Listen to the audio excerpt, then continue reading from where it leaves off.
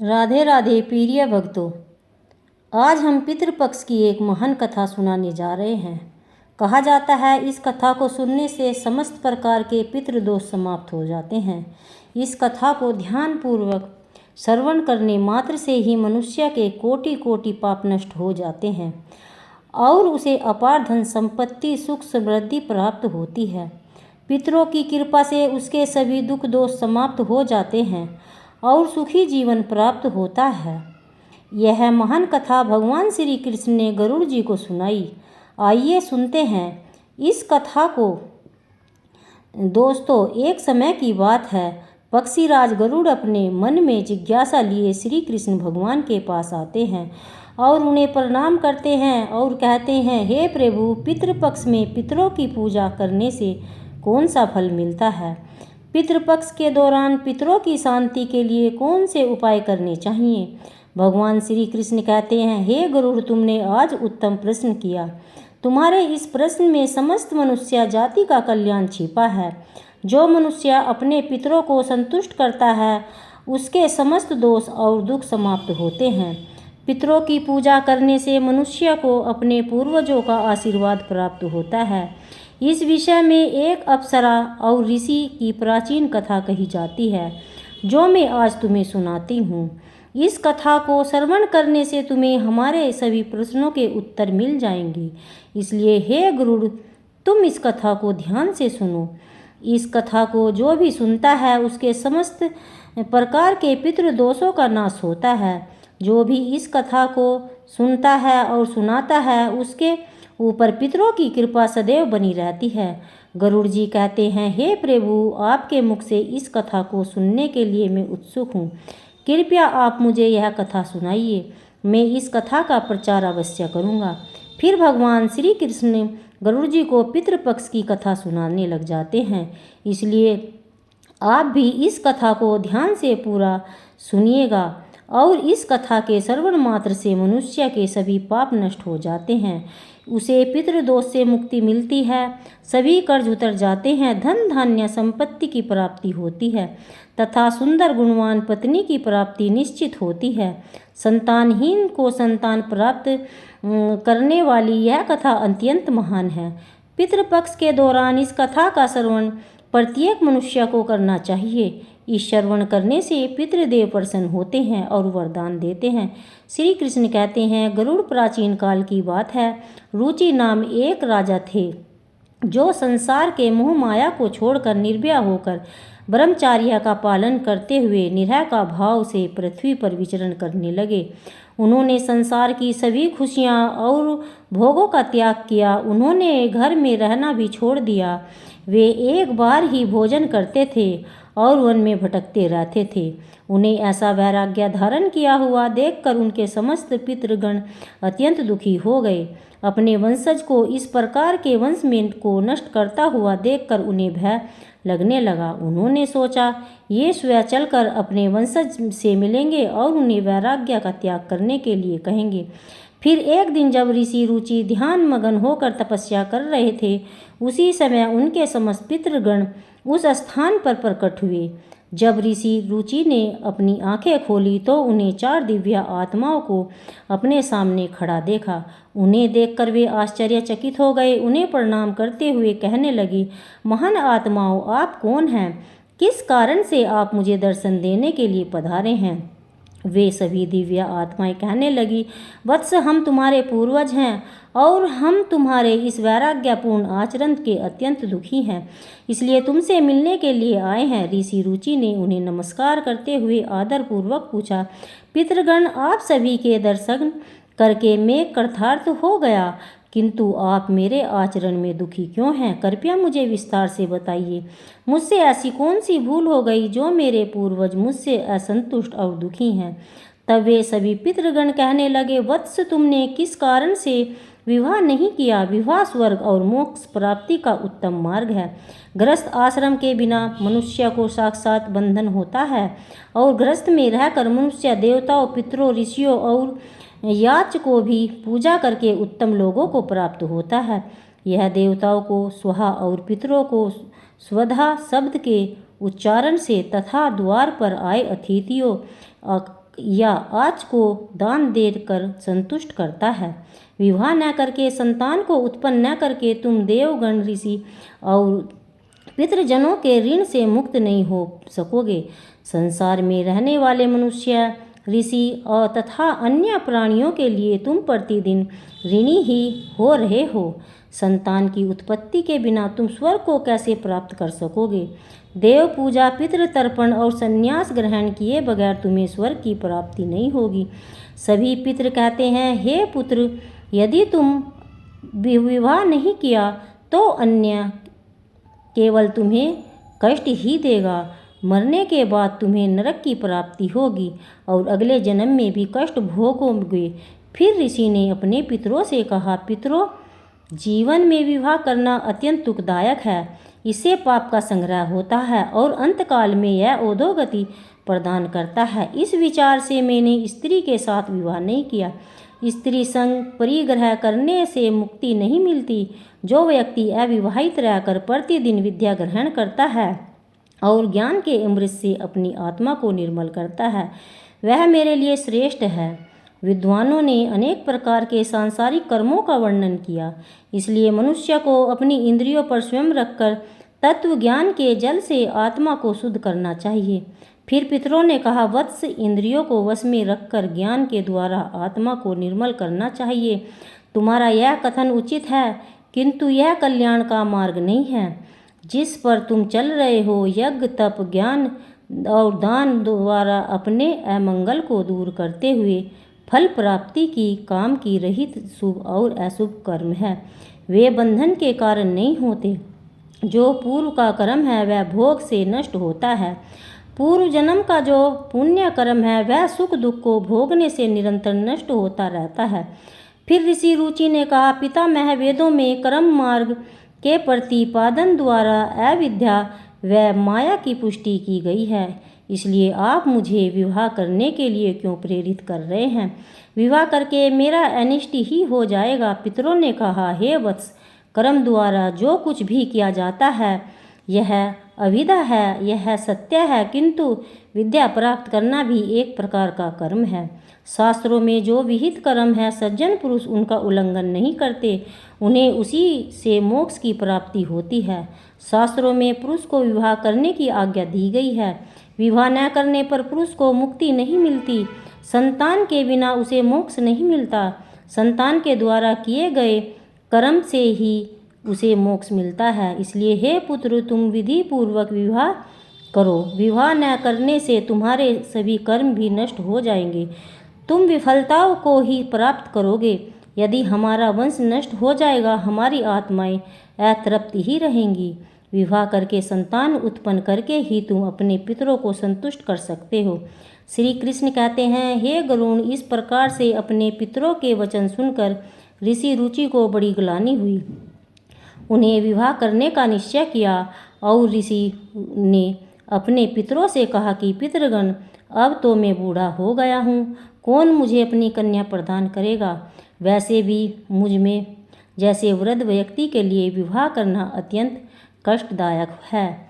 फिर पितरों ने कहा, हे वत्स, यदि तुम हमारे वचनों का पालन नहीं करोगे तो निश्चित ही हम सभी पितरों का पतन हो जाएगा और तुम्हारी अधोगति हो जाएगी। इतना कहकर सभी पितृगण अदृश्य हो गए। श्री कृष्ण कह रहे हैं, गरुड़ पितरों के द्वारा ऐसे वाक्य सुनकर ऋषि रुचि मन ही मन अत्याधुनिक व्याकुल हो उठे। उन्होंने पितरों की मुक्ति के लिए विवाह करने का विचार करते हुए वे कन्या की खोज में पृथ्वी लोक पर विचरण करने लगे, किंतु उन्हें कहीं भी कन्या की प्राप्ति नहीं हो सकी। अपने पितरों के वचनों को बार बार मन में सोचते हुए चिंताग्रस्त होकर सोचने लगे, अब मैं क्या करूं? कहाँ जाऊं? मेरे पितृगणों को मुक्ति दिलाने के लिए कौन सी स्त्री मुझसे विवाह करेगी? इस प्रकार देर तक विचार करने के बाद ऋषि रुचि ने ब्रह्मदेव की तपस्या करना शुरू कर दिया। ऋषि रुचि ने 100 वर्षों तक एक वन में घोर तपस्या की। तत्पश्चात जगत पिता ब्रह्मा ने उन्हें दर्शन दिए। कहा, हे रुचि, मैं तुम्हारी तपस्या से प्रसन्न हूँ। तुम्हारी जो भी अभिलाषा है उसे प्रकट करो, मैं अवश्य पूर्ण करूँगा। तब ऋषि रुचि ने ब्रह्मदेव को प्रणाम किया और कहा, परम पिता, मेरे पितरों ने मुझे संतान उत्पन्न करने के लिए कहा, किंतु इस समय मुझे विवाह के लिए कोई कन्या दिखाई नहीं पड़ रही, इसलिए कृपया आप मुझे कन्या प्रदान करें जिससे विवाह करके मैं संतान पैदा कर सकूं। इस पर ब्रह्मदेव ने कहा, तुम संसार के प्रजापति हो जाओगे, तुम्हारे द्वारा प्रजा की सृष्टि होगी। तुम्हारे पितरों ने कहा है तुम्हें स्त्री से विवाह करना चाहिए। इस अभिलाषा को मन में रखते हुए तुम्हें पितरों की पूजा करनी चाहिए। वे प्रसन्न होकर तुम्हारी इस कामना को पूर्ण करेंगे, तुम्हें उत्तम स्त्री की प्राप्ति होगी। इस प्रकार कहकर ब्रह्मदेव अंतर्ध्यान हो गए। ब्रह्मा जी के वचन सुनकर ऋषि रुचि ने पुनः अपने पितरों को प्रसन्न करने के निश्चय किया। फिर ऋषि रुचि नदी के तट पर पहुँचे और एकांत में उन्होंने पितरों का तर्पण करके उन्हें संतुष्ट किया और तत्पश्चात एकाग्रचित होकर वे भक्ति पूर्वक पितरों की स्तुति करने लगे। श्री कृष्ण कहते हैं, हे गरुड़ ऋषि रुचि ने अपने पितरों के लिए जो स्तुति की उसे प्रत्येक मनुष्य को ध्यान से सुनना चाहिए। यह स्तुति सब दुख और दोषों को नष्ट करने वाली है। जो केवल एक बार इस स्तुति को सुनता है और अनेक पाप नष्ट हो जाते हैं, उसे पितरों का आशीर्वाद प्राप्त होता है। इसलिए तुम इस स्तुति को ध्यान से सुनो, तभी यह कथा सुनने का फल तुम्हें प्रदान होगा। महात्मा रुचि इस प्रकार स्तुति करने लगे। जो अधिदेवता के रूप में विद्यमान रहते हैं, जो श्राद्ध के अवसर पर देवताओं से सौदा द्वारा तृप्त किए जाते हैं, उन सभी पितृगणों को मैं नमस्कार करता हूँ। स्वर्ग में अव्यवस्थित महर्षिगण मुक्ति भुक्ति की कामना से मानसिक श्राद्ध और उन्हें भक्ति पूर्वक तृप्त करते हैं। उन सभी पितरों को मैं प्रणाम करता हूँ। अग्नि, स्वात, वर्षद, आज्या और सोमपति गण हैं, वे सभी इस श्राद्ध में मेरे द्वारा सतृप्त होकर तृप्ति को प्राप्त करें। अग्नि, स्वात पितृ मेरी पूर्व दिशा की रक्षा करें। वर्षद नामक पितृगण सर्वदा मेरी दक्षिण दिशा की रक्षा करें। आज्ञ पितृ जन पश्चिम दिशा की तथा सोम पितृगण उत्तर दिशा की रक्षा करें। यह समस्त पितृ जन राक्षस, भूत, पिशाच और असुर गणों के कारण उत्पन्न दोषों से नित्य सब प्रकार के हमारी रक्षा करें। विश्व, भूख, आराध्या, धर्म, धान्य, शुभा, नंद, भूति, द, भूति, कृत और भूति नामक जो पितरों के 9 गण हैं, और कल्याण, कलदराश्रय, कलता, हेतु और अनग नामक जो पितरों के 6 गण कहे गए हैं, और वर, वैराण्य, वर, तृष्टि, पुष्टि और विषुपात और धाता नाम की विख्यात यह 7 गण तथा पितृगणों के पाप विनाशक जो महान महात्मा, महिमा वान और महाबल नाम से प्रसिद्ध यह 5 गण हैं। इन गणों के ही साथ सुखद व धर्मदुरई अत्यंत प्रसन्न हो गए, और उसी समय एक दिव्य तेज उत्पन्न हुआ जो आकाश मंडल में चारों ओर व्याप्त हुआ। संपूर्ण विश्व को अपने तेज से आच्छादित करने वाली उस रोशनी को देखकर ऋषि रुचि अपने घुटने पर बैठकर फिर से पितरों की स्तुति करने लगे। रुचि ने स्तुति सुनकर पितृगण अत्यंत प्रसन्न हुए और उनके सामने प्रकट हुए। रुचि ने पुण्य, गंध और अनुलेय पदार्थों का उन्हें निवेदन किया। वे सभी पितृ उन्हीं को धारण करके उनके सामने प्रकट हुए।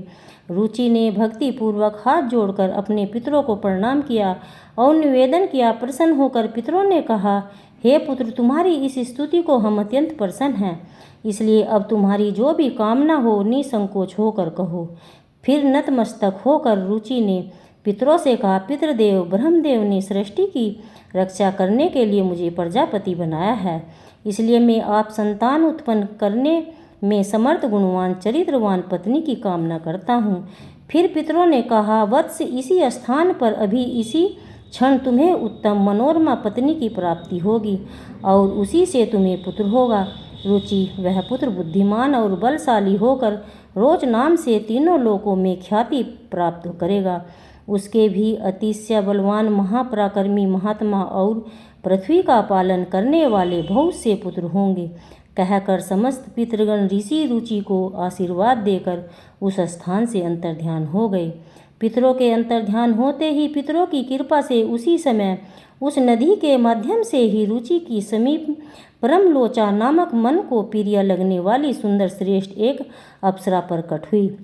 उस श्रेष्ठ अप्सरा ने मधुर वाणी में महात्मा रुचि से कहा, तपस्वी श्रेष्ठ वरुण के पुत्र महर्षि पुष्कर द्वारा मेरी एक अतिशय सुंदर कन्या उत्पन्न हुई। मैं उस सुंदर रूप वाली मानिनी नामक कन्या की भार्या के रूप में आपको प्रदान करती हूँ। आप इससे विवाह करें। इस कन्या से आपको अतिशय बुद्धिमान मनु नाम का एक पुत्र होगा। फिर प्रजापति रुचि ने उस अप्सरा कन्या से विवाह किया। श्री कृष्ण कहते हैं, हे गरुड़, इस प्रकार से ऋषि रुचि ने अपने पितरों को प्रसन्न करके विवाह के लिए कन्या प्राप्त की और अपने वंश को आगे बढ़ाया। कथा के अंत में भगवान श्री कृष्ण ने गरुड़ जी को पितरों को प्रसन्न करने के अनेक उपाय विस्तार से बताए। यह उपाय मनुष्य के जीवन में पितृदोष को समाप्त करने और पितरों की कृपा प्राप्त करने के लिए अत्यंत आवश्यक माने जाते हैं। श्री कृष्ण ने गरुड़ जी से कहा, पितरों को प्रसन्न करने के लिए कुछ विशेष अनुष्ठान, तर्पण, धार्मिक कार्यों का पालन करना आवश्यक होता है। आइए जानते हैं इस महत्वपूर्ण उपायों के बारे में। पितृ को प्रसन्न करने का सबसे पहला और मुख्य उपाय तर्पण है। तर्पण का अर्थ है जल अर्पण करना। पितृपक्ष के दौरान पवित्र जल को हाथ में लेकर पितरों का आह्वान करते हुए उन्हें जल अर्पण करना चाहिए। तर्पण में काले तिल, जल, दूध और कुश का उपयोग किया जाता है। यह कार्य पवित्र मन और श्रद्धा से करना चाहिए, जिससे पितृगण तृप्त होकर प्रसन्न होते हैं। तर्पण करते समय एवं पितृभ्य स्वधा मंत्र का उच्चारण करना चाहिए, जिससे पितृ संतुष्ट होते हैं और आशीर्वाद प्राप्त करते हैं। श्री कृष्ण कहते हैं, श्राद्ध कर्म पितरों की तृप्ति के लिए एक महत्वपूर्ण अनुष्ठान है। इसमें पितरों में निमित्त भोजन, फल, वस्त्र अर्पण किए जाते हैं। श्राद्ध कर्म करने वाले व्यक्ति के ब्राह्मणों को भोजन करना चाहिए और उन्हें वस्त्र दक्षिणा देकर आशीर्वाद लेना चाहिए। श्राद्ध के दिन विशेष रूप से सात्विक भोजन बनाना चाहिए, जिसमें खीर, पूड़ी, सब्जी, अन्य पौष्टिक एवं ताजे खाद्य पदार्थ शामिल हों। इस भोजन को पवित्रता के साथ पितरों से निमित्त अर्पण किया जाता है। तीसरा उपाय श्री कृष्ण ने बताया, गाय, ब्राह्मण और जीवों को भोजन। पितरों को प्रसन्न करने के लिए गाय, कुत्ते, कौवे और ब्राह्मणों को भोजन कराना अत्यंत शुभ माना जाता है। इन्हें भोजन अर्पण करने से पितृ तृप्त होते हैं और प्रसन्न होकर आशीर्वाद देते हैं। विशेष रूप से श्राद्ध के दिन गाय को हरी घास और रोटी खिलाना, कौवे को चावल, खीर खिलाना शुभ माना जाता है। इन कार्यों को करने से पितरों की कृपा प्राप्त होती है और पितृदोष से मुक्ति मिलती है। श्री कृष्ण कहते हैं, पीपल और तुलसी के वृक्ष में पूजा करना पितरों को प्रसन्न करने का महत्वपूर्ण उपाय है। पीपल का वृक्ष पितृगणों का निवास स्थान माना जाता है। तुलसी का पौधा देवी लक्ष्मी का प्रतीक है। श्राद्ध के दिन पीपल और तुलसी की पूजा करके पितरों को तृप्त किया जाता है। पीपल के वृक्ष के नीचे दीप जलाने से पितृगण प्रसन्न होते हैं और परिवार को सुख समृद्धि आशीर्वाद देते हैं। भगवान श्री कृष्ण ने गरुड़ जी को बताया कि जो व्यक्ति पितृदोष से पीड़ित होता है उसे गया जी या अन्य पवित्र तीर्थ स्थानों पर जाकर पिंडदान करना चाहिए। गया जी में पिंडदान करने से पितृ संतुष्टि होकर मोक्ष प्राप्त करते हैं और वंशजों को आशीर्वाद देते हैं। पिंडदान में समय काले तिल, कुश और चावल का उपयोग करके पितरों को अर्पण करना चाहिए। यह प्रक्रिया पितरों को तृप्त करती है और उनकी आत्मा को शांति प्रदान करती है। श्री कृष्ण कहते हैं, पितरों को प्रसन्न करने के लिए व्यक्ति को श्राद्ध पक्ष के दौरान व्रत रखना चाहिए। इस समय सात्विक आहार ग्रहण करना चाहिए, ब्रह्मचर्य का पालन करना चाहिए। भगवान श्री कृष्ण ने गरुड़ जी से कहा कि श्राद्ध पक्ष में मांस, मदिरा और तामसिक आहार का सेवन नहीं करना चाहिए। व्रत के दौरान भगवान विष्णु, शिव और देवी लक्ष्मी जी की आराधना करनी चाहिए। इससे पितरों की आत्मा को शांति मिलती है, वे प्रसन्न होकर आशीर्वाद प्रदान करते हैं। श्री कृष्ण कहते हैं, पितरों को संतुष्ट करने के लिए गरीबों, ब्राह्मणों, साधुओं को अन्नदान, वस्त्र दान करना चाहिए। यह कार्य विशेष रूप से श्राद्ध पक्ष के दौरान करने से पितरों की आत्मा को तृप्ति प्राप्त होती है। अन्नदान, वस्त्रदान से मनुष्य को पुण्य की प्राप्ति होती है और पितृदोष से मुक्ति मिलती है। इस कार्य से पितृ प्रसन्न होकर घर परिवार सुख समृद्धि को आशीर्वाद देते हैं। भगवान श्री कृष्ण ने बताया, पवित्र नदियों विशेषकर गंगा में स्नान करके पितरों को निमित्त जल अर्पण करना अत्यंत शुभ माना गया है। गंगा जल पितरों की तृप्ति के लिए सर्वोत्तम होता है। जिससे पितृदोष समाप्त होते हैं। गंगा में स्नान करते हैं व्यक्ति के पाप धुल जाते हैं और पितरों की आत्मा को शांति मिलती है। इस कार्य के पितृ प्रसन्न होकर आशीर्वाद प्रदान करते हैं। श्री कृष्ण कहते हैं पितरों को प्रसन्न करने के लिए सत्संग में शामिल होना और पवित्र ग्रंथों जैसे भागवत गीता का पाठ करना अत्यंत लाभ माना जाता है। पितरों की शांति के लिए गीता के 11वें अध्याय का पाठ विशेष रूप से लाभकारी होता है। भागवत गीता के पाठ से पितरों की आत्मा को शांति मिलती है, उनके वंशजों पर उनकी कृपा बनी रहती है। भगवान श्री कृष्ण ने गरुड़ जी को यह भी बताया, जो व्यक्ति इन उपायों को श्रद्धा और विश्वास के साथ करता है उसे जीवन में सभी प्रकार के सुख समृद्धि प्राप्त होते हैं। पितरों की कृपा से उनके समस्त दोष समाप्त होते हैं और परिवार की शांति बनी रहती है। इन उपायों को नियमित रूप से करने से पितृदोष से मुक्ति मिलती है। पितृ प्रसन्न होकर वंशजों को आशीर्वाद देते हैं। श्री कृष्ण ने गरुड़ जी से कहा, हे गरुड़ जी, जो भी व्यक्ति इन उपायों का पालन करता है उसे पितृदोष का कभी सामना नहीं करना पड़ता, उसके पितृ सदैव प्रसन्न रहते हैं। इस प्रकार भगवान श्री कृष्ण ने पितरों को प्रसन्न करने के विभिन्न उपाय विस्तार बताए, जिन्हें हर व्यक्ति को पितृपक्ष में करना चाहिए। तो दोस्तों, इस प्रकार से गरुड़ पुराण में पितृपक्ष की कथा का वर्णन किया गया। उम्मीद है आपको यह कथा पसंद आई होगी, तो कमेंट में ज़रूर बताएं और वीडियो अच्छा लगे तो लाइक शेयर करें और परिवार के साथ सुनें और चैनल को सब्सक्राइब करें ताकि आपको ऐसी आध्यात्मिक जानकारी प्राप्त हो। और कमेंट बॉक्स में लिखें राधे राधे।